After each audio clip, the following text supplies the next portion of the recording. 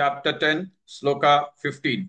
Swayamevātmanātmānam, Swayamevātmanātmānam, Swayamevātmanātmānam, Vetatvam Purushottama, Vetatvam Purushottama, Vetatvam Purushottama, Swayamevātmanātmānam, Vetatvam Purushottama, Swayamevātmanātmānam, Vetatvam Purushottama, Swayamevātmanātmānam, Vetatvam Purushottama, Swayamevātmanātmānam, Vetatvam Purushottama, Swayamevātmanātmānam, Vetatvam Purushottama, Bhūtabhāvana Bhūtesha, Bhūtabhāvana Bhūtesha, Bhūtabhāvana Bhūtesha,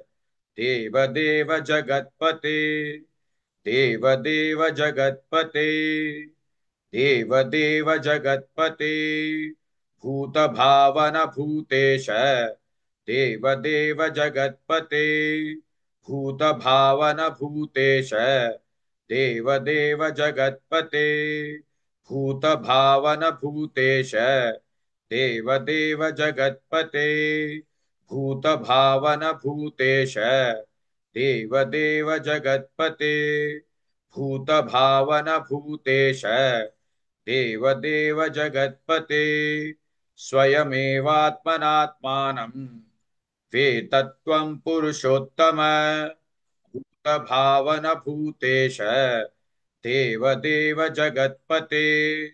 Please like and share this video because you could be instrumental in helping someone around the world recite the Srimad Bhagavad Gita, thereby helping them to have a life of unending opulence, victory and prosperity. This is mentioned in chapter 18, Sloka 78. Yes, don't forget to buy my book, Leadership Can Be Child's Play. Namaste.